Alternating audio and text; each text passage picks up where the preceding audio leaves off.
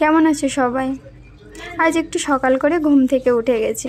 So ভাবলাম তোমাদের সাথে সকালে কি করছি না করছি সে ভিডিওটা একটু শেয়ার করি। গতকাল সন্ধ্যায় লোকনাথ মন্দিরে গেছিলাম। সো সেখান থেকে বাড়ি ফিরতে বেশ লেট হয়ে গেছিলো। আর রাত্রে এসে আর কিছু রান্না করতে পারিনি, দুধ আর কর্নফ্লেক্স খেয়েই ঘুমিয়ে গেছিলাম সবাই। এই কারণে ভাবলাম সকাল সকাল উঠে কিছু রান্না করি, সবার খুব ক্ষুধা পেয়েই ঘুমিয়ে আছে সবাই। সেই কারণে আমি একটু কলমি শাক সেদ্ধ করেছি শুধু নুন দিয়ে, আর একদম সিম্পলভাবে কোনো মশলাপাতি ছাড়া আলু আর পনিরের একটু তরকারি রান্না করছি। সেদিন আমার মা বলছে যে তুই কি করে শুধু কলমি শাক নুন দিয়ে সেদ্ধ করে খাস, এটা কি কোনো টেস্ট লাগে?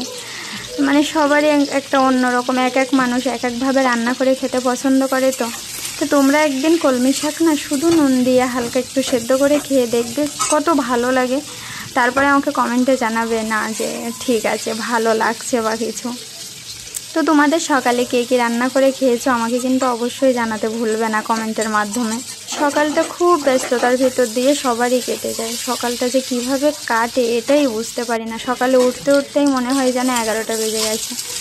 খাওয়া দাওয়া, বাচ্চাকে ফ্রেশ করানো, ঘুম থেকে ওঠানো, সব কিছু করতে করতে মনে হয় খুব একটা সময় যে কিভাবে চলে যায় সেটা বুঝতেই পারি না।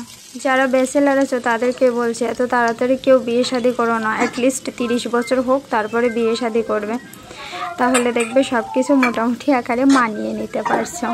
সকালে যদি একটু লেট হয়ে যায়, মানে যে টাইমে উঠি তার থেকে যদি 15 মিনিট বা 20 মিনিট 30 মিনিট লেটে যদি ঘুম থেকে উঠি, তাহলে দেখা যাচ্ছে যে মনে হয় যে পুরো 2 ঘন্টার মতো পিছিয়ে গেছি। 2 ঘন্টার কাজ পিছিয়ে গেছি।